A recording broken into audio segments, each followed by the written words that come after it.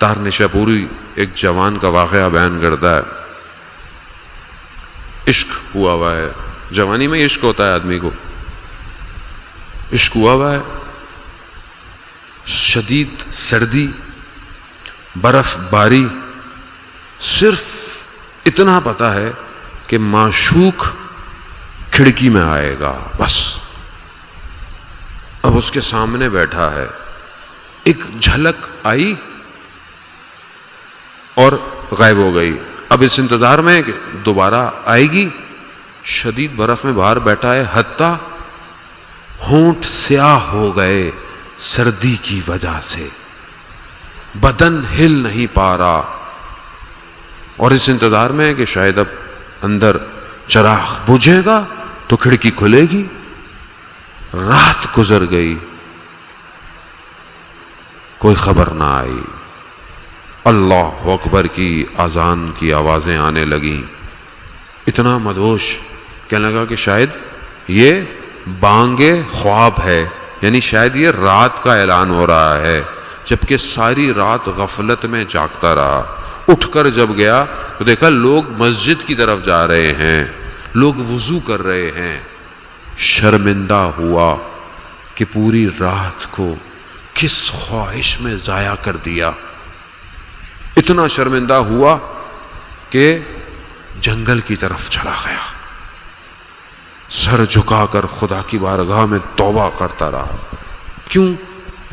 ایک رات دنیا کے عشق میں ضائع کر دی، اور وہ ہر وقت بلا رہا ہے، ہر وقت. ماں اس کی بوڑھی تھی، گئی، کیا دیکھی ہے کہ بیٹا بیٹھا ہوا ہے، سو رہا ہے، اور اس کے قریب ایک سانپ ہے. تو گئی کہ وہ سانپ کو مارے، مگر کیا دیکھا؟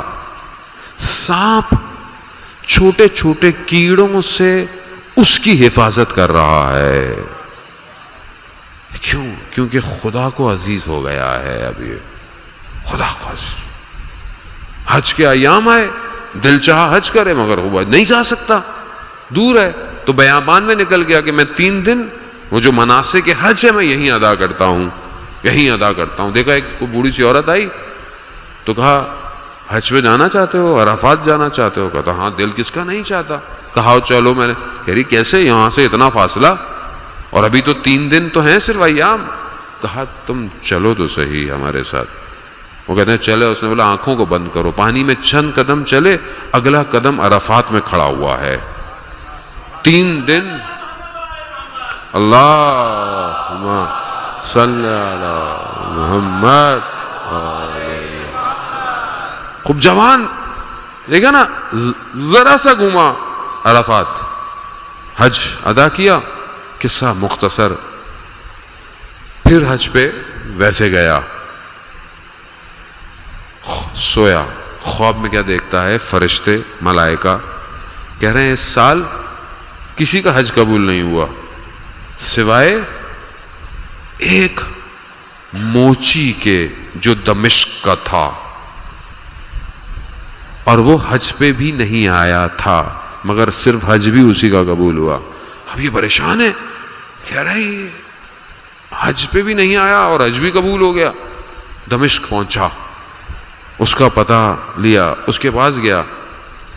کہا کہ تم حج پہ گئے؟ کہتا نہیں، میں حج پہ نہیں گیا. تو تمہارا ہی حج قبول ہوا ہے اور تم حج پہ نہیں گئے، ماجرا کیا ہے؟ کہتا میں نے اپنے حج کے لیے 300 دینار جمع کیے ہوئے تھے. ایک دن میرے برابر کے گھر سے خوشبو آئی کھانے کی. خوشبو ایسی تھی کہ میرے گھر والوں کے پاس بھی آئی، ان کا دل للچایا. تو میں ہمسائے کے گھر گیا کہ بھئی کیا پکایا ہے، گوشت کی خوشبو آ رہی ہے، اگر کچھ ہمیں بھی دے دیں. تو اس شخص نے بولا کئی عرصے سے ہمارے گھر میں فاقے تھے، بچے بھوکے تھے، ایک گدھا مرا ہوا تھا، اس کو کاٹا، اس کا گوشت ہے، یہ آپ کے اوپر حلال نہیں ہے، ہمارے لیے ہے. یہ سننا تھا.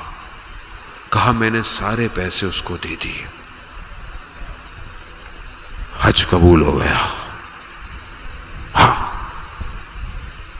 ایک جوان اکیلے میں اور آپ کمال پہ نہیں پہنچ سکتے عزیزان محترم، ہمیں پورے معاشرے کو کمال پہ لے کے جانا ہے، پورے معاشرے کو اوپر لے کے جانا ہے۔